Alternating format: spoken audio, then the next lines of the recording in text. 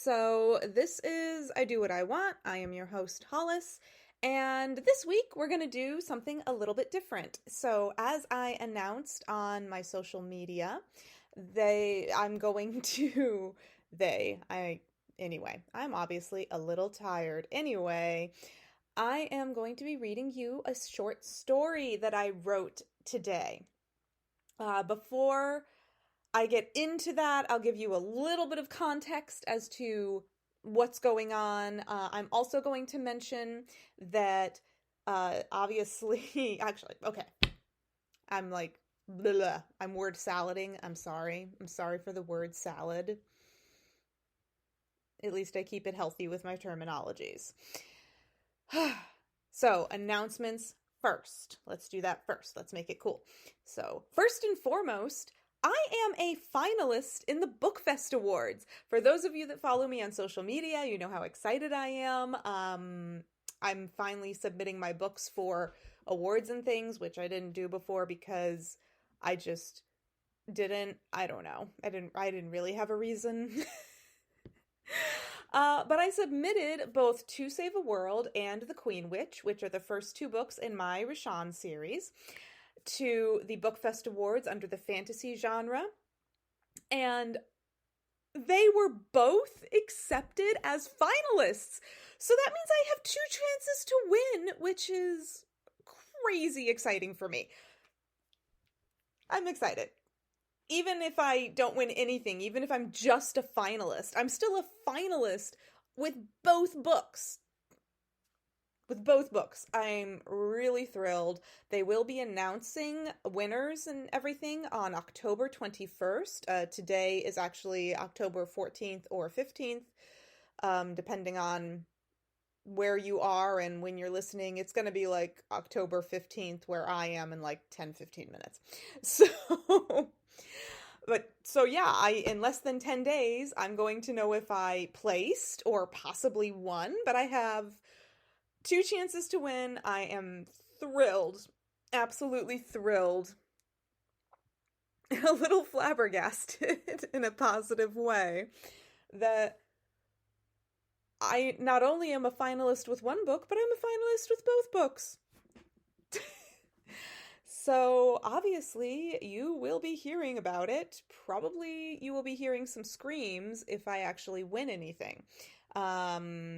So yeah, there's that. I obviously will still be posting that I was a finalist in the BookFest Awards for both of those books, and making the most of that and being really annoying about it. But I will wait to see if by any chance I happen to win. Maybe both of the books will place. I don't know. Maybe I'm feeling super greedy. I don't know. Maybe I'm just really optimistic, but that's thrilling. Yay! The other things I want to tell you are that the first book in the Lost Beacon Chronicles, called Ignited, is coming out in November. I'm still trying to stick to that November 16th release date. I've got the cover design done. I did a cover reveal on my social media. There's a YouTube video, and the same thing is posted on my Instagram as a reel. So, go check that out if you want to see the cover for Ignited. I'm still editing and working on the page layout, but shooting for the 16th. It will be November, I absolutely promise you. Going to just make sure no crazy printing things happen this time and all of that, knock on wood, everything. So, yeah. Ignited is coming out, which is the first book in the Lost Beacon Chronicles. Spare the Swallow which is available for sale on Amazon and everything. That is the origin story of the character of Lucretia, who is the main character. She is the Lost Beacon. And to find out why I call her that, you're gonna have to read Spare the Swallow. Sorry, not sorry. He. So, Spare the Swallow is the origin story. Go get that book, give it a read if you haven't yet, and then you can come in fresh with Ignited, which is her journey into anger. As you know, I enjoy psychology quite a lot. As I've said as a disclaimer, I am not a psychologist. at all. I simply enjoy reading about psychology and psychological studies. I think the human mind is fascinating. But I am not in any way, shape, or form qualified to give any sort of advice or speak on things like that. I am just entertained and fascinated by it. And I enjoy learning about those sorts of things. Which actually, and so the stages of grief are the Lost Beacon Chronicles and how the character of Lucretia is going through and cycling. And if you know anything about the different stages of grief, you know that you don't go through them linearly. It's like a smashed up pie. I don't know.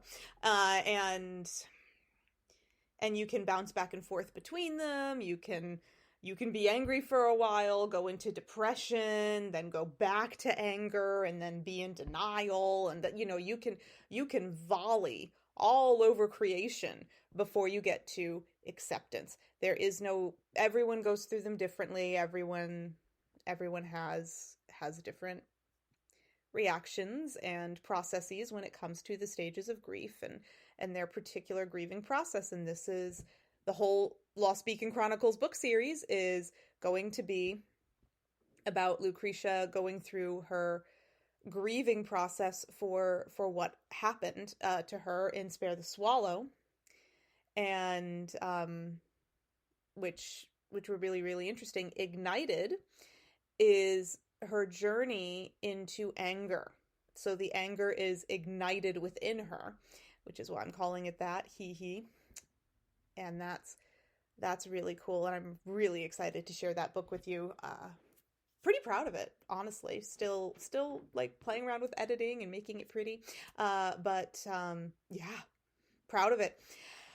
And speaking of psychology, that also plays into the short story. So if you read the little brief description that I wrote, these short stories were something that I wrote back in 2020 as part of, I was contacted, or I was working with Dr. Kobus Vorster, and I hope I'm saying his name correctly. My apologies if I am not, who is a psychologist in the UK, and he had developed and he still does this, the power therapy series, or the power therapy technique, which was his own therapy technique as a therapist himself to help his patients. And it was really interesting. Dr. Voister's a wonderful guy. He and I haven't talked to him in a little while, unfortunately, but he and I had some wonderful chats and good conversations, very, very good terms with him. Basically, he had this power therapy techniques and everything that he uses, and again, it's all his. If you want to know more about it, please look him up.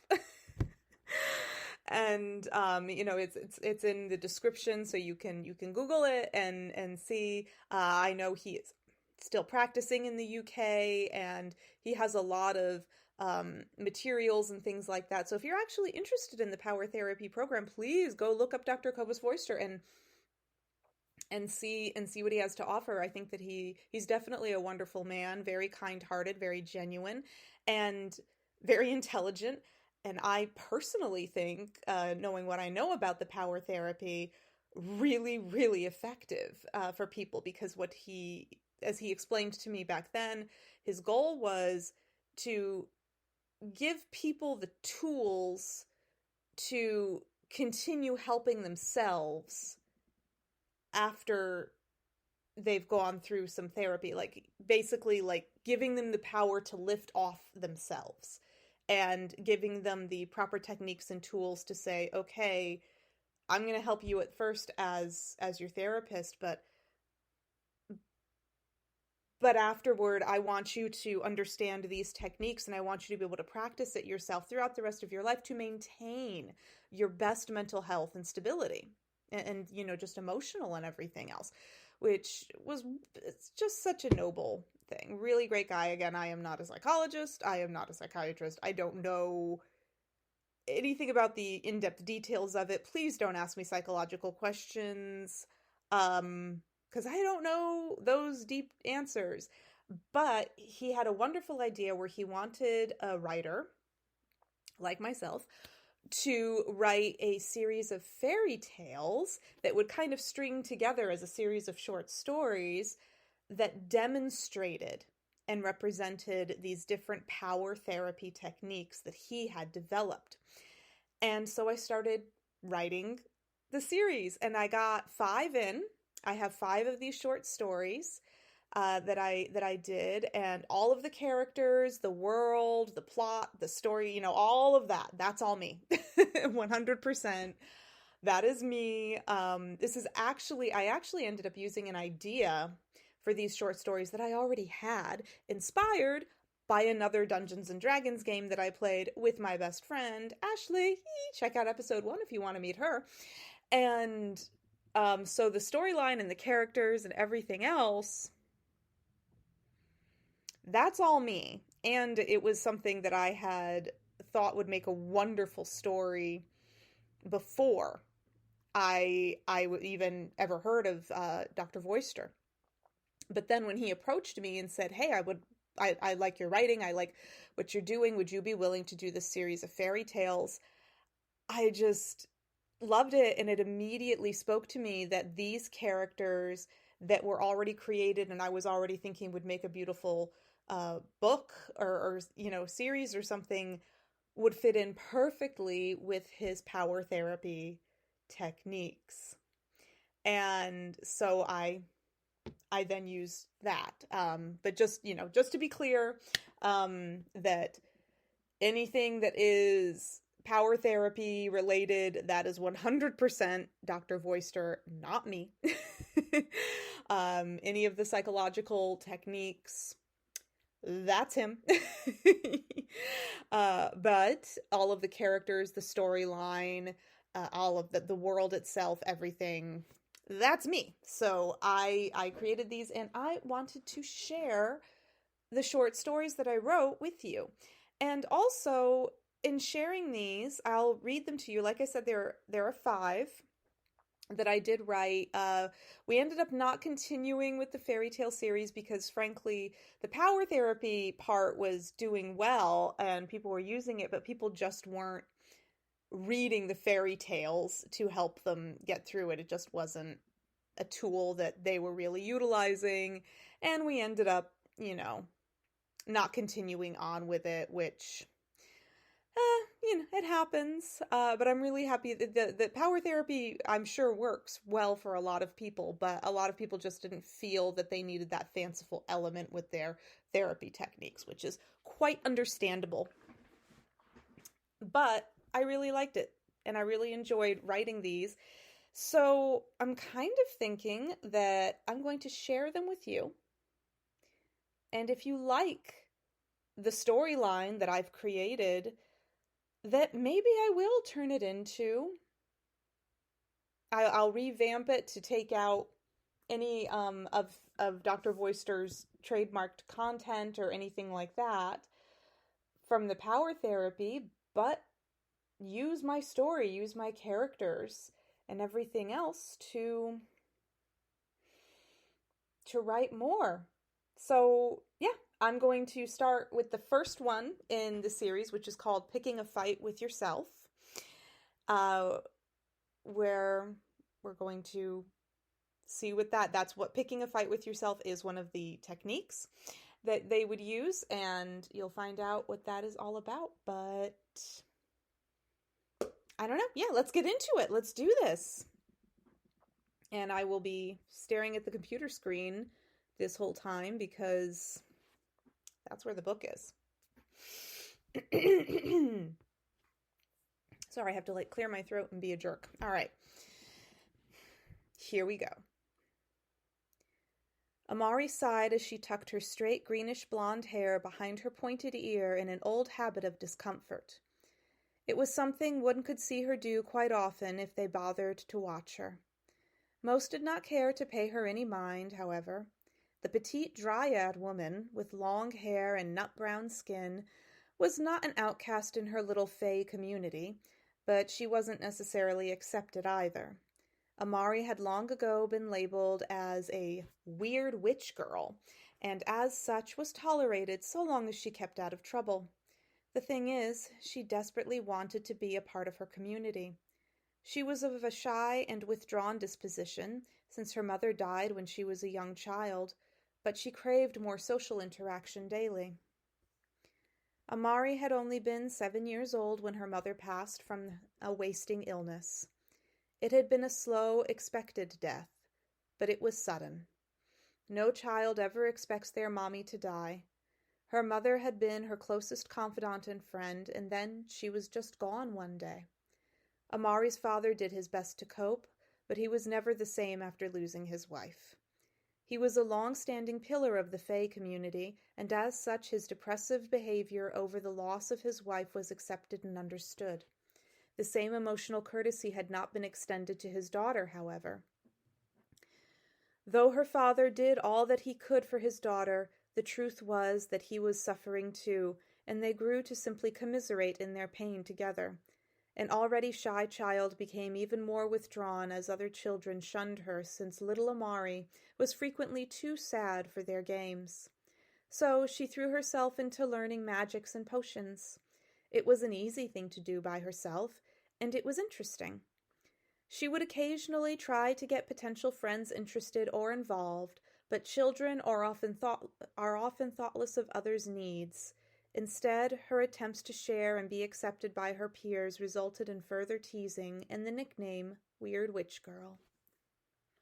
The thing was that Amari had in fact grown into a caring and kind young woman who wished to help others, in spite of the treatment she had received from them.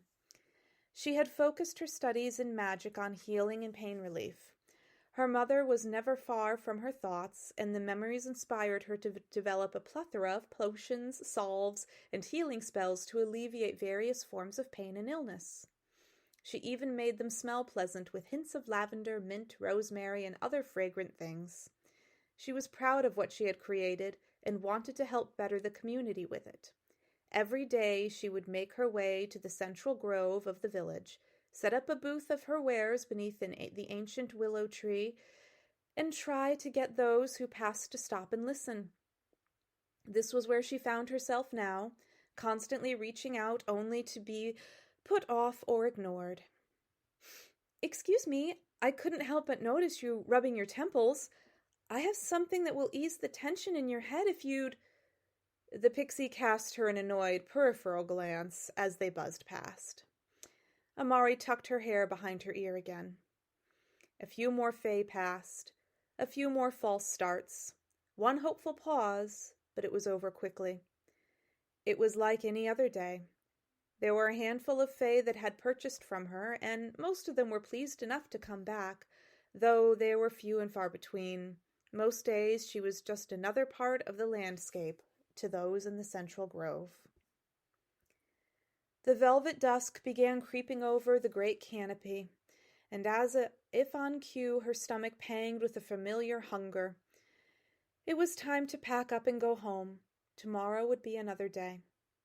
Her small frame struggled underneath the weight of her wares as she walked the familiar path to the home she shared with her father. The giant redwood where they lived always seemed to have a warm, inviting glow emanating from its jolly windows. Their home was inside the magically hollowed-out trunk of the living tree. Generations ago, her ancestors who built it used their innate dryad magic to speak to the great redwood and ask it to grow so that they could live inside. Redwoods are friendly and accommodating trees, and they like the company. The curved front door was left slightly ajar by her father so that Amari could simply push her way inside without freeing a hand from her burdens. Once inside, she placed everything down by the door to be picked up again in the morning and shut the front door securely. Her nose was tickled with the hearty smell of roasted yams and pumpkin seeds that her father was just placing on the table for dinner. The broad dryad man grinned warmly and wrapped his beloved daughter up in a familiar embrace as she came over to the table of intertwined living roots the redwood had made for them. Amari hugged her father back with the same warmth. It was good to be home. "How was your day?" he asked as they settled down at the table for 3. Amari gave a non-committal shrug and murmured something about how it was all right, her usual response to the question. He nodded, and they began to eat their dinner. Several moments passed of mild chewing and random sounds trickling past from outside. Amari, her father's tone was serious. This was unusual. She paused in her meal and gave him her full attention, suddenly feeling nervous and on the spot. His almond-shaped coffee-brown eyes held her same eyes for several seconds before he continued. I fear that I have failed you as a parent. I have not taught you how to get what you want. Oh, no! You could never fail me, Papa! She blurted out almost as a reflex. She had long learned to protect her father's heart as he protected hers. He smiled and held up a large hand to let her know to calm down. You do not need to defend me in this. I am the one accusing myself, so listen. She pursed her lips and tucked the hair behind her ear before nodding for him to continue. I did not show you how to fight. I showed you how to retreat. I taught you how to survive, but not to succeed. In my own depression over your mother, I became passive in how I taught you to live in this world. Because of that, you are having a hard time now. So, let me try to amend the past damage I have done. How, Papa? What do you mean? She was confused, intrigued, and a little hurt for him all at once. It made her feel badly that he felt that he had done something wrong in raising her. She thought he was wonderful. I mean to teach you to fight, he returned seriously. Me? Confusion began to become the prominent emotion as she looked down at her slight frame. Besides, fighting wasn't something she wanted to learn. She wanted to help people, not hurt them. Her father chuckled softly at realizing her thoughts. Not with your fists, my dear. With yourself. Amari wrinkled her nose. Papa, you're making the sort of sense that's not. At that, he laughed heartily. His daughter did have a way with words. Because of me, you lack a certain social capability, sweetheart. You need to think of what they are specifically and take action against those tendencies you have that are holding you back. You have a good and proper fight with yourself. She blinked at him for a moment, feeling less confounded, now intrigued. It was an interesting concept, something completely outside of her nature. Her nature was to shrink away and accept how the world treated her, stay quiet so not to disturb others around her. So, you tell me, what is your biggest hurdle with becoming successful at selling your healing potions, sweetheart? She thought for a moment, giving the question serious consideration. Because the other Fae just ignore me. No one will stop and listen to what I'm trying to do for them. To them, I'm still just the weird little witch girl. She tucked her hair again.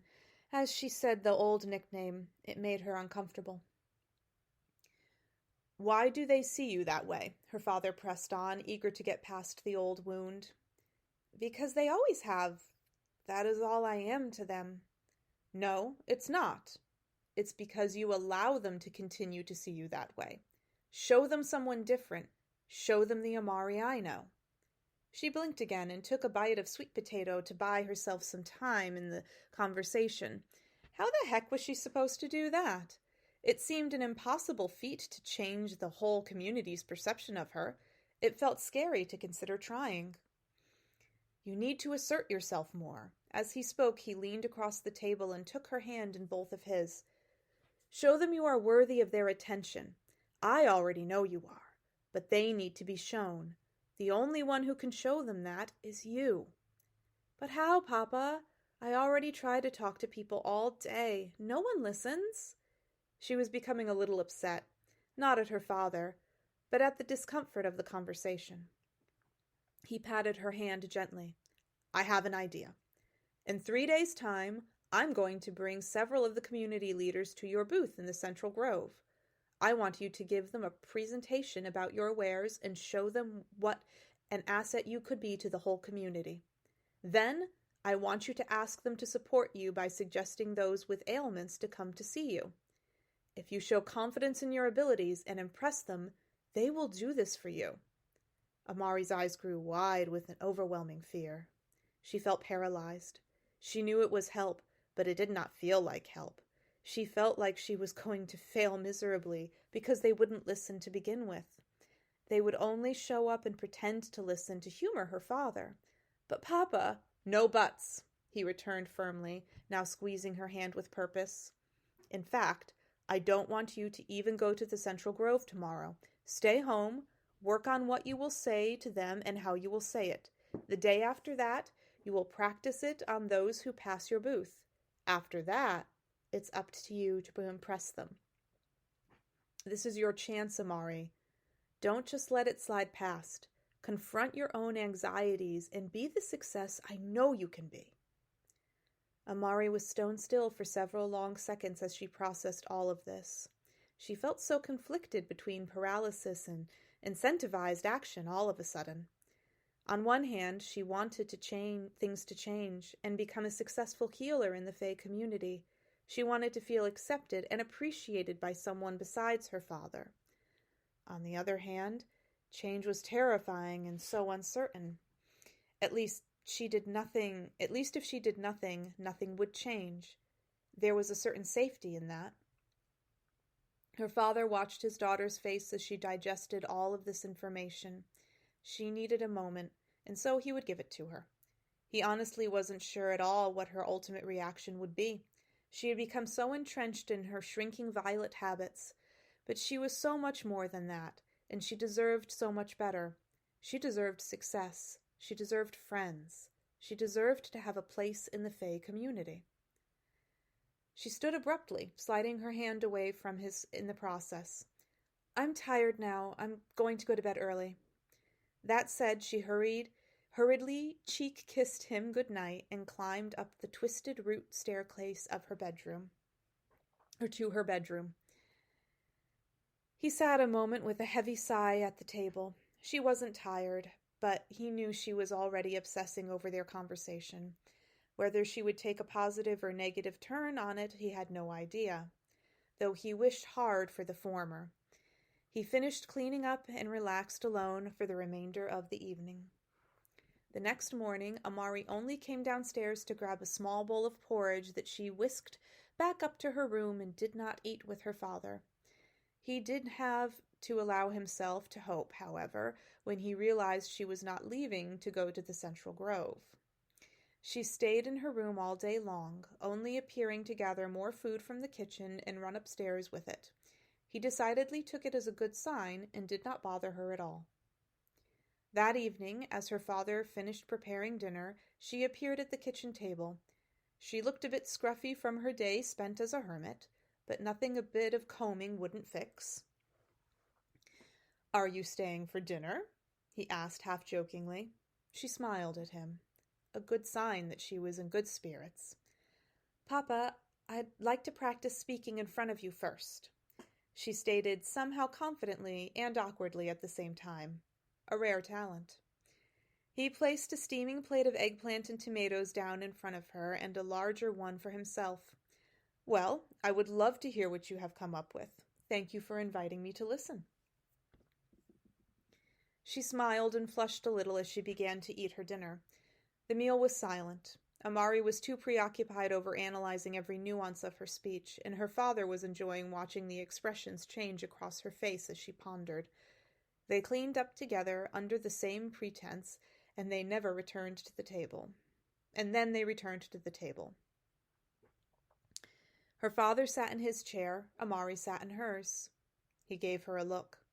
"What?" she asked, already nervous to be presenting to the one person she could be herself around in the whole world. "Aren't you going to get your potions and things for this?" he asked with bemusement. She popped up from the table. "Right! Yes!" Scurrying over to the entry, she grabbed her things and went about setting them up on the table in front of her father. Then she sat down again. He cocked a raven eyebrow at her with a smirk. "What?" "You should really be standing for this." She rolled her eyes, but did stand up. "Geez, Papa, you're so picky." she grumbled. "Just pushing you out of your comfort zone, sweetheart," he returned with an encouraging smile. "Okay, go ahead and start whenever you like. Actually, wait a second." He stood and walked over to the other side of the room and then passed right by the table with a mild glance. She was confused again. "Papa, what are you doing?" "I'm just passing by. Get my attention." It was a challenge. He backed up and came in for another pass. "Excuse me, sir, I was wondering—" He looked at her, but kept walking. Amari looked very sad. "Why didn't you stop? I'm just trying to show you my presentation. This isn't funny, Papa." "I'm not being funny. You didn't grab my attention. If you can't do that, you don't have an audience. Try again," he said firmly. Then he reset for another pass. This repeated several times, each time with Amari trying a slightly different phrase, but still failing to earn his attention. On the fifth try, in complete exasperation, she simply blurted out, "Hi, how are you today?" He stopped and smiled. "I am well, thank you. And you?" She was so stunned that she almost lost him, but quickly recovered, as she did not want him to reset across the room for a sixth time. "I am also well, thank you.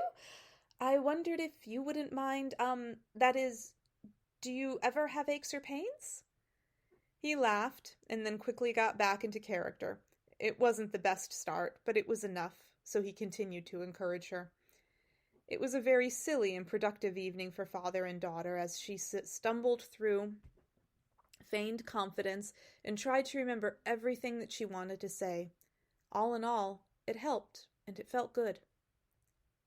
The next morning, Amari awoke with the pep of a spring rabbit, ready to confront her confidence and social issues head-on.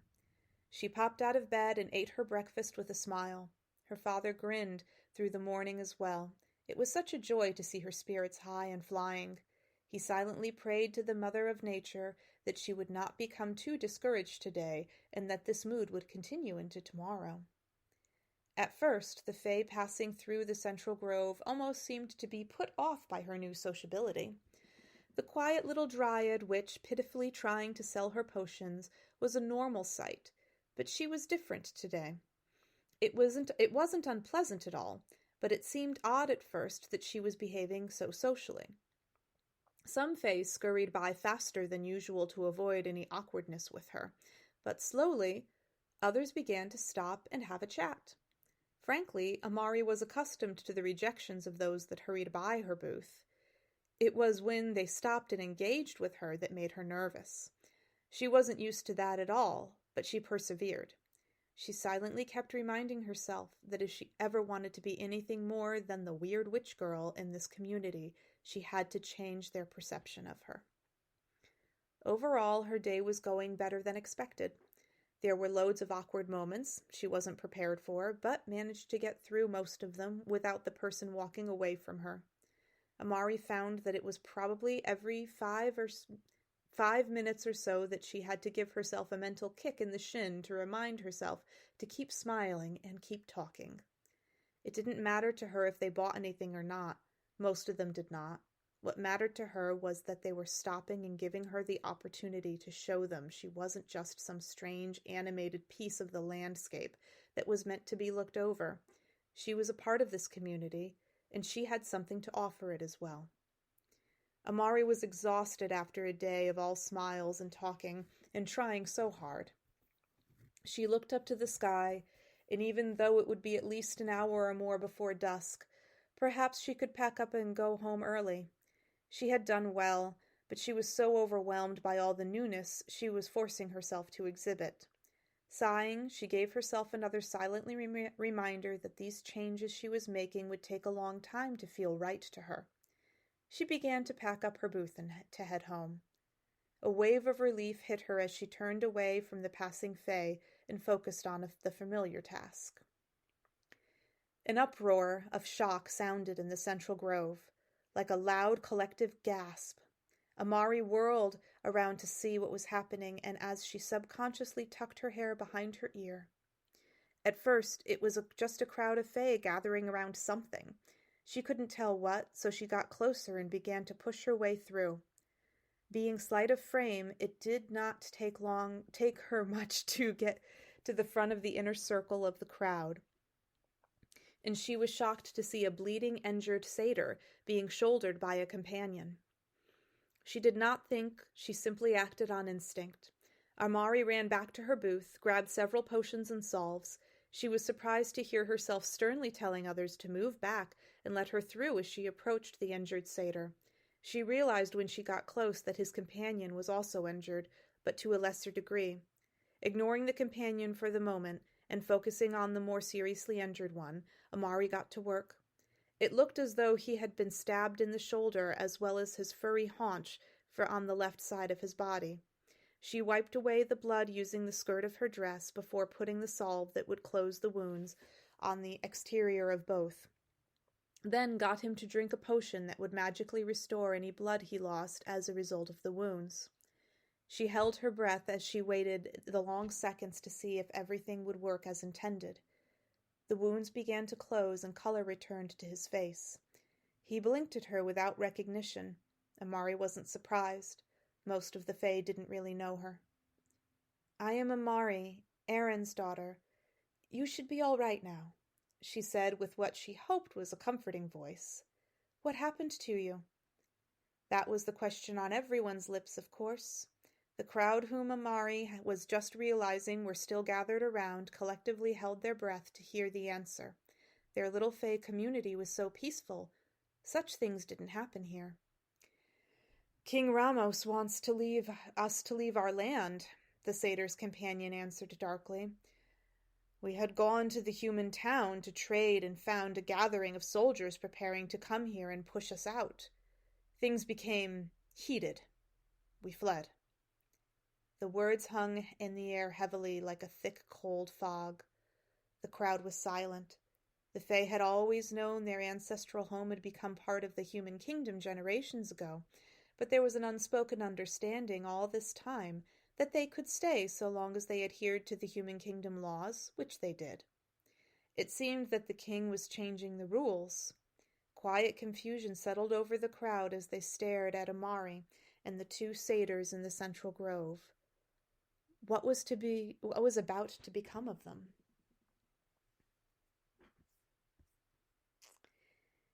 And that is the first little short story in the what was the Power Therapy series, which I hope you enjoyed. I hope you liked it. The next episode, I'm going to go ahead and read the second one. Like I said, I did have 5 that I wrote way back in 2020. They were published on Amazon as little ebooks and available for sale. They're about 6 or 7 pages long each via the Power Therapy. So if you want, you can, of course, my name, Hollis Jo McCullum, is on them too. So if you go to Amazon and you search for my author name, then they also will pop up if you're interested in the ebooks. But that's it. And if you like them, let me know. Let me know in the comments. Feel free to DM me on Instagram or whatever, and let me know what you thought of this short story and how you enjoyed it, because I really enjoyed the characters. And the next one is called Bodyguard. We're going to be meeting other characters, and it's gonna turn into a whole crazy situation, as most stories do. And of course, obviously Amari's a fairy at the Fae. A dryad is a tree spirit, for those of you who are not familiar with what different Fae are called and everything. So yes, she's a little tree spirit. That's why they live in a beautiful living redwood and all those great things. So yeah. So the next episode will be November 19th, because the podcast is now just once a month. And I will do some more updates. Hopefully Ignited will be available for sale at that point, and we'll just talk about all those little updatey thingy things that I like to talk about, and hope that you will purchase my books and love them and, read them and review them if you please review them. That's a very, very important thing that I need as an indie author. Please and thank you. But yes, so November 19th will be the next one. Obviously, I do these live, but then it's on my YouTube and my Spotify channel for, ever. So you can go back and listen at any time. Another quick thing I want to add is, as many of you know, I'm very good friends with Alara Dunn, who is the author of The Magic Locker, The Witch's Curse, which is doing very well, an excellent fantasy book. It's like a modern fantasy realism about some bullied kids who, particularly one bullied main character, Ellie in particular, starting high school, and they find a magic locker and things get weird. I'm reading it right now. I'm really enjoying it. Obviously, I will review it when I'm done because that's what friends do. But I'm genuinely enjoying the book. It's excellent. But Alara Dunn and I, who have collaborated on a couple of things, we are going to be collaborating on some more things as a couple of fantasy authors who are also cosplayers and, pretty nerdy. So look out for that. Alara Dunn and I are coming at you, and we are going to be having some very exciting little brand announcements and, things of that nature. So look out. Fantasy authors having fun and being ridiculous. That's what's about to happen. And we cannot be stopped because there's literally no one to stop us. We're adults and people don't get to tell us what to do. Oh, snap. Anyway, I genuinely hope you enjoyed listening to the little short story, and I hope that you will continue to tune into the podcast. Again, next month I will be reading Bodyguard, which is the second short story in the series. You get to find out more about why the Fae are being attacked and who King Ramos is and that whole situation. So please tune in. Come see me, and I appreciate you.